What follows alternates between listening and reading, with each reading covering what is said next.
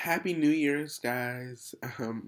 I just thought I'd come on and make a video about the New Year's and about the I'm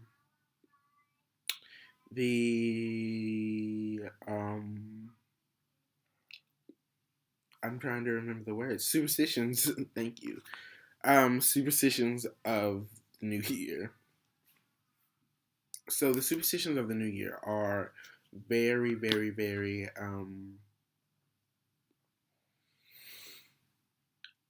there are lots of them. That's what I'm trying. Guys, let me get my words together for a second. There are lots of superstitions of the New Year's, and so we're going to talk about some that I personally believe in and adhere to, and we're going to talk about some that I've learned along the way. So let's start with the ones that I've sort of been taught by my family. Black eyed peas on New Year's Eve was a big thing, and I remember when I was little, I was like 4 or 5, and mom and dad were really struggling. We lived in a apartment. It was a 2 bedroom. It had a living room. It had a bathroom. I mean, it was an apartment. And then my mom had my brother, and then right after that, she had my little brother. And we needed a new apartment. We needed more space. And I can remember, like, from the age of, for a long time, we ate black eyed peas.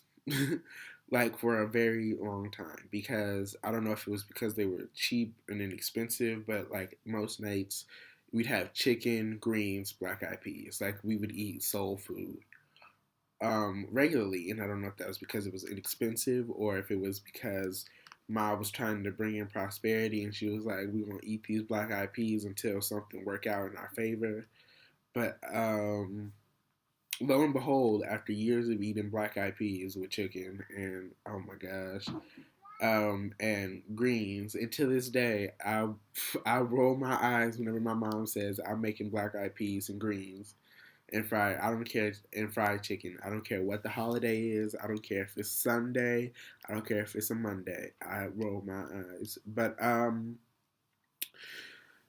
as I was saying, we ate black eyed peas for a very long time, and then one day we moved into a house that was substantially bigger than anything that we'd ever lived in before, and we had all this space. We were a little bit dumbfounded with all, like me and my brothers were a little bit dumbfounded with all the space that we had, and so we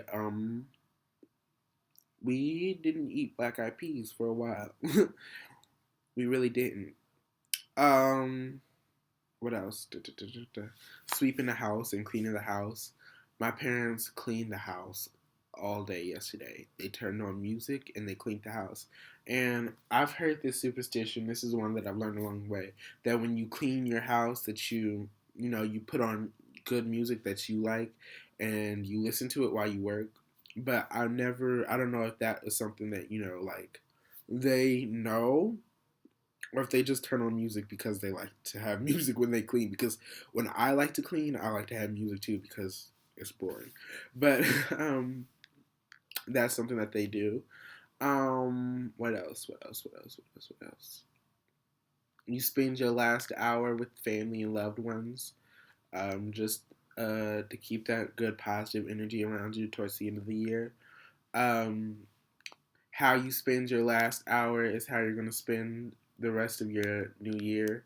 That's one that I've heard a lot. And I actually think there might be some truth to that, because last year I spent my last hour locked in my room on my computer, and I feel like I spent a lot of this year locked in my room on my computer. So this year I sort of changed that up, and I went downstairs into the living room and I was on my computer. So let's see if that affects anything. Maybe I'll be in my living room on my computer.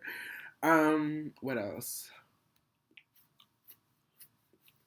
I know I talked about cleansing, but I don't know if I talked about sweeping really, because the superstition is, and this is a superstition that I think mostly applies just to when you move into a new house.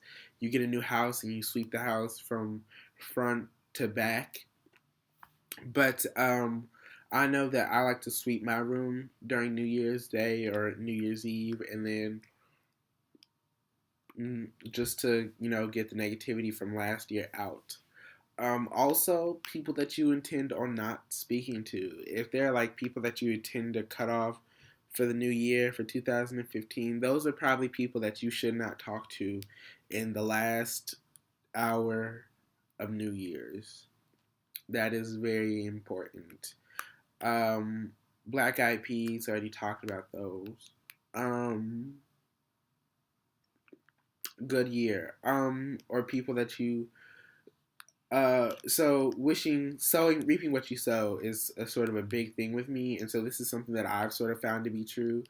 But I think it's kind of important that if you have, an issue with somebody, or there's somebody that you don't like, that you should wish them a good New Year's, and in return, wish them a good New Year's, and in return, you will reap a good New Year. So, I mean, if you want somebody to have a good, prosperous year, you wish somebody a good, prosperous year.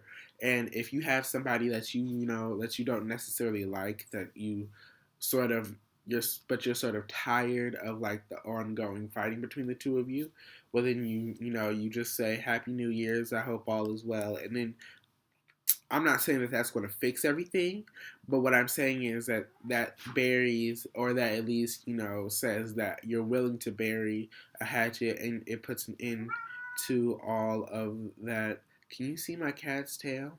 He just jumped in the window. It puts an end to all of that negativity between the two of you. Also, a list. Lists are very good, and if you follow me on Tumblr, I posted a big blog about things that I do during the new year. But lists are very good. You make the New Year's resolutions, and you don't really keep New Year's resolutions. Like some people resolve to lose weight, or some people resolve to, I don't know, find a better job or go back to college.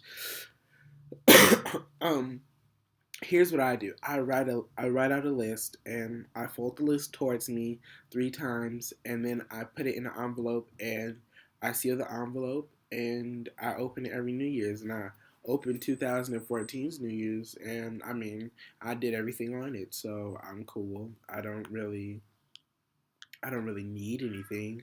um, I didn't make a specific list last year because I don't really have a big list. But I didn't make a list for this year. I'll probably do that today if I think of anything that I want to put on the list. I don't really have anything. Um, I mean, that's not to say that I don't have things that I want to do yet.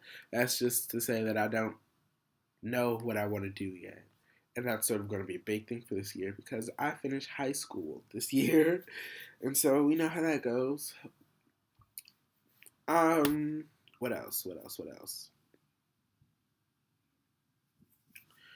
I think I've covered everything, guys. If I haven't covered anything, please leave a comment.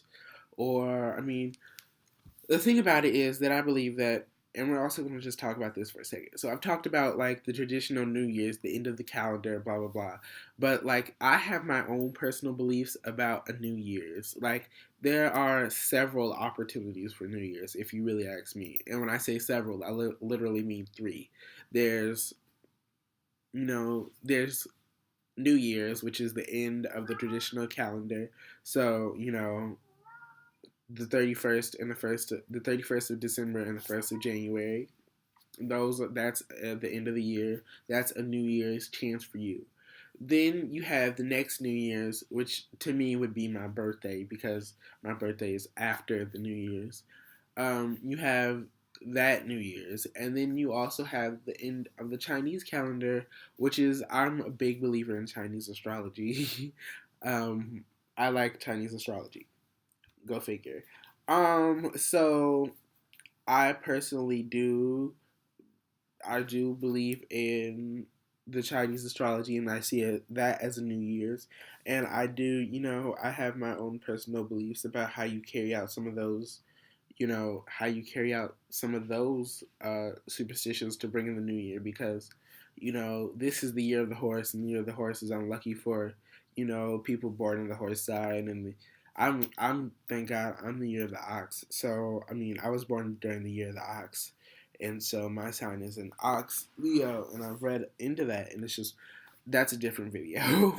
But I have my own beliefs about new opportunities and new starts, and, you know, I'm not saying that I'm not saying that you should mess up, because there are going to be other opportunities for you to start this year over. But what I'm saying is that what's in the past is in the past, and we can't hope to redo what we messed up. And I think that's sort of the general idea of the New Year's, is let's try to not mess up. But my dad has a saying. Like my dad has this saying that I love to think about during the New Year's: do better. It's impossible to mess up. It's impossible to not mess up, but it's not impossible to try to do better than what you did last year. So if you feel like, what's a good example? If you feel like you could have made more money last year, then this is the new year. You do better. Try to make more money than you made last year. If you felt like you could have gotten a raise but you just didn't go for it. I mean, you could have gotten a promotion but you just didn't apply for it. Um, or you could have gotten a new job but you just didn't apply for it last year. This is a new year. Do better. Next time you think that you could get a better job with higher pay and better benefits, then what you do is you go for it. So this is the new year, guys. Do better. Do prosperously. Do joyfully. Do blessed. I mean, do it better than what you did last year. And I mean, some of these superstitions that I've given you probably will help. So some of these superstitions, some of these practices that I've given you for the new year will probably help. So all I have to say, guys, is thank you, and ashe, ashe, ashe. Do better, guys. Happy New Year's.